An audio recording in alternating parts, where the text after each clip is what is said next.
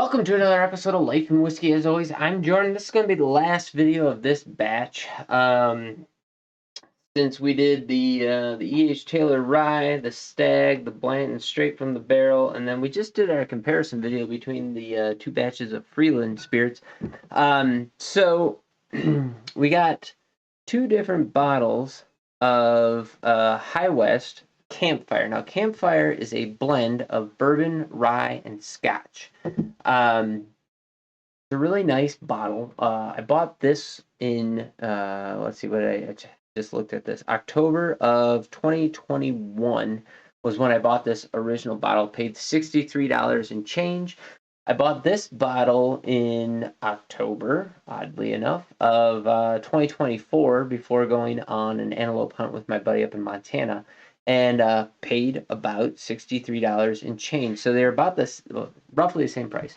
So I bought this in 2021, and my hunting partner came so I bought this in October. He came either in December or January of 22. I don't remember. And had a new bottle with, pardon me just a second. Let me see if I can find,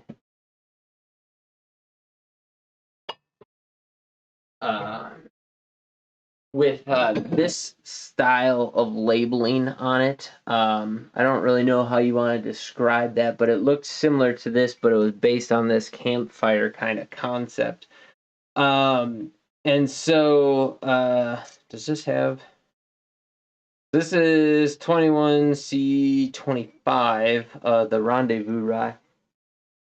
And anyway, that style of label that year, so I think this is, forgive me, I can't really read it. It's 16 something 03 or 16C03 or something along those lines. So this bottle might be from 2016 or something like that. I'm not quite sure what year this one is. However, my hunting partner had that style of label. Now they've changed their labels several times, and they're all batched bottles, no matter what variety you buy. And his was absolutely phenomenal. Like, we sat here, we drank like half the bottle that night. And this one has been okay. Now, I have not drank this in quite a long time, so I don't know. But based on my hunting partner's bottle, I was like, I really should get another bottle of that and give it a try. So this year, I thought, since my buddy that went antelope hunting in Montana really likes whiskey as well, I was like, you know what? I'm going to get a bottle of something, and we're going to share it and enjoy it and see what we think about it. Because knowing that my hunting partner had such a phenomenal bottle, I was like, okay, let's see what the variability, what the drift is. Now, this is only 2 bottles. They probably got, at this point, close to 10 releases of this. So take that into consideration. Like everything else, there's going to be variability. They blend this from a variety of whiskeys, so each batch is definitely going to be different. But this is just going to be a comparison of these particular bottles. And again, sorry for not being able to read this, but it does say 16C, and I think it's 03, but I'm not sure. So this might be a 2016. And then this says 23 FC9. So this might be a 2023 release, even though I bought it this year. And what I will say is I like them both. I think you're gonna find that there is a large spectrum that these fall on, and that's okay, because as long as they're all good in their own respects. Okay, so to the average person who drinks bourbon or rye and is unfamiliar with scotch, they're probably going to notice the smokiness in this right away. Now, this presents as a campfire smoke, not I mean, there's a little bit of peat to it where it has that sort of boggy, swampy smell to it, but not a whole lot. but it's there. Along with a sweetness, kind of the bourbon middle profile is hitting, where you get a little bit of that honey and almost like a honeysuckle mixed in with that. And then there's a little bit of that rye spiciness that if you go back and watch my review of the E.H. Taylor rye that I was talking about, it's almost hitting in there. But I will say the Scotch peaty smokiness campfire is kind of dominating the nose profile in this one. The other thing is, if you look at the color of the whiskey, this one's way lighter than this one. Even in the glass, this is more of a honey. This is more of a golden, dark, kind of almost edging into a mahogany kind of color. So there's a big variation there just in the color. But I like the nose on this one. On this one, ooh, now this one has a slight sour note tucked way in the back, but sour sweet. And I know that's contradictory, but it's like a Sour Patch Kid kind of a sweetness with a little bit of tang to it. Um, I am not, man, I was gonna say I'm not getting a smokiness out of it, but that's not necessarily true. It's not present like this was campfire wood smoke with a little bit of swampiness. This is more of a just a boggy. It almost has. Again, I know I've used this descriptor in the past, and some people might be turned off by it, but it has fond memories of it for me. So don't think of it as a negative, but that ammonia smell of walking into a dairy barn has a little bit of that on the back end of this. But then underneath of it, there's light, sweet honey notes in here. I would say the nose is stronger on this than on this, um, but neither of them are extremely dense. So with that, we're gonna start with this one.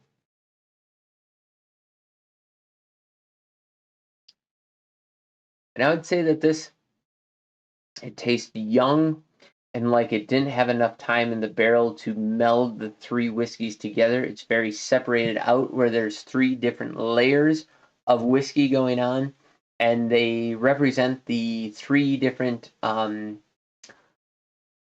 portions of the palate. So like the mid palate's the first initial is the bourbon, the mid palate is the rye, and the finish is the scotch. Um, and the scotch just keeps going where you get that smoke light, sweet.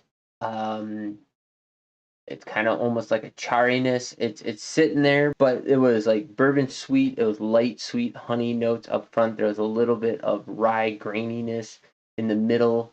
Was like sweet eucalyptus, lemon peel in there, and then it finished with a really nice. Like this would be a great introductory to peated scotch if you are not a if you're a bourbon drinker and you don't know anything about scotch or you don't like scotch or if you think that all scotch is peated and smoky and nasty and whatever else, this would be a great introductory to that because it's so light, so subtle. Um, on the back end, it's that swampiness is not that was in the nose is not in the flavor profile. It's a light campfire smoke. It's very pleasant. It mingles well with the rest of the flavors in the whiskey. But sorry because I got interrupted by my son there. Kind of lost track on that one. So we'll come back to that obviously. So let's go to glass 2. And again, the nose is so tamped down in this. There's really not a whole lot of anything coming out of the glass on the nose. We're gonna go in on the sip though.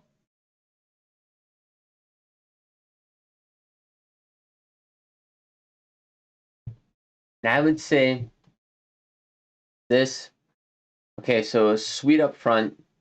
It had a little bit more of a creamy, denser mouthfeel. It was not oily and clingy, but it was like cinnamon and baking spices mixed with like a sweet powdered sugar, a light caramel syrup honeyness with a little bit of vanilla. And then the smoke kind of hit on the tail end of that, but it was again a nice light campfire wood smoke, not a heavy peat. It was very subtle, very nice, very well done. I would say the flavor profile as a whole on this is like 25 to 30% more dense than on this one. So not intense. It's just like the flavors were more present here than they were here. Um, but man, they're both really good. But I definitely am leaning towards this rather than this one, which is good for you because this was I picked up this year and this was a couple of years ago. But again, the nose is just not really there. And I guess somebody who's not acclimated to things would be able to pick out that swampy smokiness. But like if you gave it to somebody without telling them what it was, don't even tell them that it's campfire, right? Because that's going to elicit thoughts about smoke. Um, but if you just gave them this and said, hey, here, try this, the average person who is not familiar with scotch would have no idea about this. They would not be able to pick that out, guarantee you.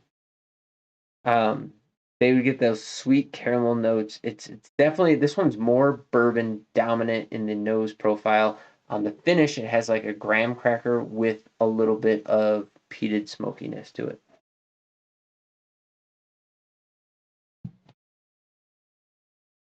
Yeah, I mean that what I just said literally is quintessential.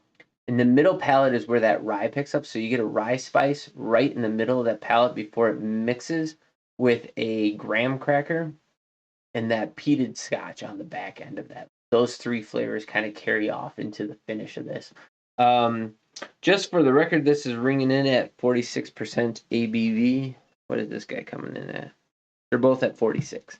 Um, I would say also, having not taken a second sip of this, this has more complexity to it, that there is more flavor variance within the flavor profile than this one does. This was a little bit simpler.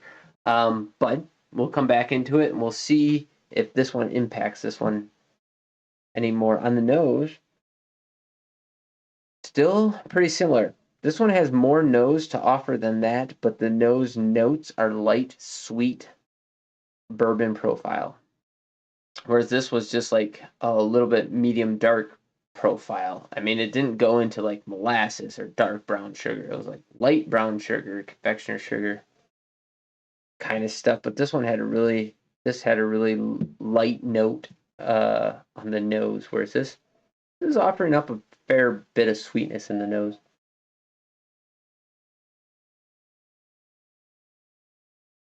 On the palate, shoot. On the palate, going in this order, this is offering more, not complexity, but more density. Even though, so I think this one has more complexity with the density behind those complex notes. This on the second sip, there's only three notes, but they're more dense than they were on the first. So there was graham cracker. It's a light sugary sweetness on the front, then a graham cracker, followed quickly by the rye, and then quickly by a little bit of that campfire peat smokiness. This is actually drinking better than I remember it tasting in the past and offering up a fair bit more than I had experienced in the past. So, with that, I will rebuke myself and remove my slight gripe on this one. This one is actually better than I remember it being. But this newer release, so if you were to go out and buy the 23, um, man, it's pretty darn good. Again, $63, you're kind of edging into that territory where it's not really worth taking a risk on the bottle, at least for me. Like that's a fair amount of money to spend on a bottle you're not really sure of. But if you like those things, I as a peated Scotch fan, I'm more than happy to take a gamble on this. I like rye whiskey. I like bourbon whiskey. So, when the three come together and they all offer up a little bit different, and they do definitely all contribute to the flavor profiles on both of these bottles. I would say the rye is a little bit more pronounced in this one than it is in this one. This, I would say, has a more um, cohesive transition between the flavors of each individual variety of whiskey. So from the bourbon to the rye to the scotch, the flavor transitions are very well melded together and kind of not pronounced, but come together cohesively. Whereas in this bottle, I would say that they kind of stratify and separate out that, like, it's definitely bourbon on the beginning, rye in the mid palate, and scotch on the finish. And they don't meld together and flow and transition from one to the next as smoothly and easily as they do in this. But having said that, I still really like both of them. Are they worth $63? Well, that all depends on if you're interested in that type of experience. I would say that the campfire moniker on these is probably right. Like, I could totally see myself with a bottle of this, good friend, friends, family, up on the mountain, uh, you know, in May, June, July, on a cool evening where it's 30, 40 degrees at night with a nice fire going, sitting around, having a sip of this, just kind of enjoying life. Like, that would be absolutely fantastic in my world. So, I think they really knocked it out of the park with their branding and their concept on this whiskey. I think they did a really good job with this. High West has done a pretty good job. Their Midwinter Night's Dram, it's kind of gotten stupid in price. I think the MSRP is $150 in 2024. 140, $150, something like that. Like, man, that's a bit much for a finished rye, and Sagamore just does it better and cheaper. So um, check out the Sagamore port or the sherry cask if you want a good finished rye whiskey experience at a reasonable price. It's still $70, $80, but it's far cry from 140. And if you're buying it online or somewhere else because you can't get it in your area, you're going to be like 300 and some dollars. And because it's a limited release, you might even have difficulty finding it at this point. But as a whole, High West is doing a really, really good job with their whiskey. I do like it. I have a pretty good collection of the Rendezvous rye because I am a rye fan. I will say I was a little bit disappointed in the Rendezvous rye more so than I thought I would be. Out of the 4 bottles that I have, I wouldn't say that there's any one particular bottle that I'm really leaning on as being great. I think the last bottle I have might be the 2023.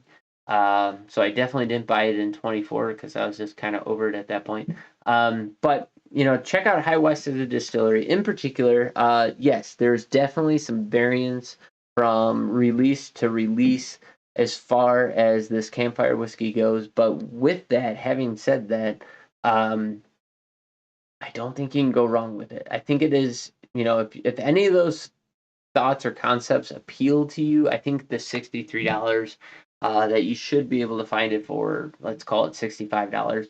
I think it's worth it to have a bottle of this. I mean, they got really nice labeling, they got really nice bottles, and the whiskey in it's really good. So there you go.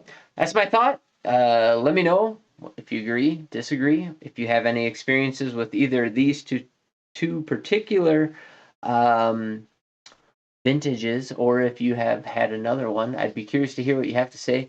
So far, so I've had 3, and all 3 of them are pretty decent. This one was like the lowest one coming into this head to head.